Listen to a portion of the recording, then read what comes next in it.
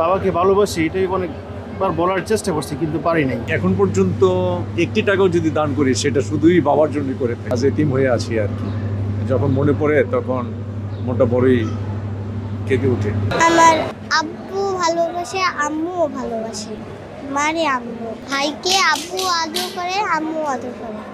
আমার আব্বু আমাকে চিপস কিনে দেয়, কলা কিনে দেয় আর বিস্কিট কিনে দেয়, আর দুষ্টুমি কলা মারে। বাবা হচ্ছে একটা খুঁটির মতো, যে খুঁটির উপরে একটা ছাদ থাকে বা একটা চালা থাকে, ঠিক তদ্রুপ এই খুঁটির মাধ্যমে চালাটা ধরে রাখে এবং সেখানে মানুষজন বসবাস করে। ঠিক তদ্রুপ সে তার সন্তানদেরকে ঠিক ওইভাবে এই খুঁটির মধ্যে যেমন আশ্রয় করে, ওই আশ্রয়দাতা হিসাবে বাবা থাকেন। আর সন্তান সবসময় বাবা মার কাছে কি থাকে, তারা আশ্রয়স্থল হিসেবে থাকে, যেটা পৃথিবীর কোথাও সম্ভব না। একমাত্র বাবা মার কাছেই তারা নিরাপদ থাকে। আমার বাবাকে খুবই ফিল করি, কারণ হচ্ছে আমি হচ্ছে ওই বাবার সন্তান যিনি ছোটোবেলা আমি একমাত্র বলার পরেই যখন সপ্তম শ্রেণীতে পড়ি বললাম যে বাবা তুমি তো এখন দাড়ি রাখতে পারো, উনি দাড়িটা রাখলো। উনি আর্মি পার্সন ছিল। যখন বললাম যে আপনি তো একটু এই যে ধূমপান করেন, এই ধূমপানটা যদি ছেড়ে দেন, কিন্তু আমার বাবা এতটাই আমার প্রতি প্লিজ ছিল, উনি ধূমপানটা পর্যন্ত ছেড়ে দিয়েছে। তো বর্তমানকালে ওই রকম বাবার সন্তান আছে কিনা আমি জানি না, কিন্তু I was very much pleased to my father. আজ এতিম হয়ে আছি আর কি। যখন মনে পড়ে তখন মনটা বড়ই কেঁদে ওঠে করি। আজ পর্যন্ত আমি যে দানটা করি, যেটা আপনি বললেন, এখন পর্যন্ত একটি টাকাও যদি দান করি সেটা শুধুই বাবার জন্যই করে থাকি।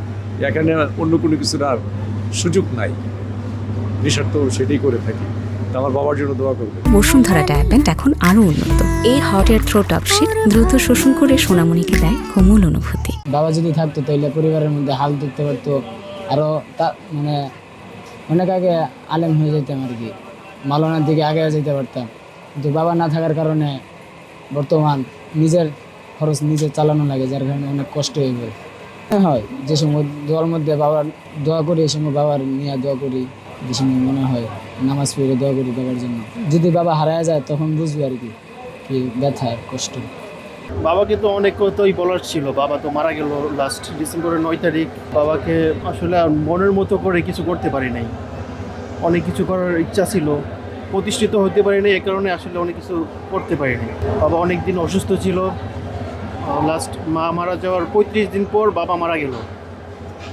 বাবাকে ভালোবাসি এটাই অনেকবার বলার চেষ্টা করছি কিন্তু পারি নাই। বাবার জন্য অনেক ভিতর ফাইটা যায় একদম। বাবা জীবনের শেষ রক্তবিন্দু পর্যন্ত আমাদের জন্য করে গেছে। বাবা যা কিছু করছে ছেলের মঙ্গলের জন্যই। আর বাবা চাইলে আমাদেরকে কিছু না দিয়ে যেতে পারতো, অনেক কিছু দিয়ে গেছে, কোনো কিছুই খরচ করে নাই। অনেক কষ্ট করছে, বাট কোনো কিছুই তার অর্জিত কোনো কিছুই সে খরচ করে যায়নি। বাবাকে অনেক ফিল করি, বিশেষ করে মাকেও অনেক বেশি ফিল করি। মা তো হঠাৎ চলে গেছে, বেশি দিন অসুস্থ ছিল না। হঠাৎ একদিন সকালে একটু হয়েছিল, বুকে ব্যথা হয়েছিল, দুপুরে মারা গেল। আর 35 দিন পর বাবা মারা গেল। এটাই বাবা দিবসে আজকে বাবাকে অনেক ফিল করতেছি।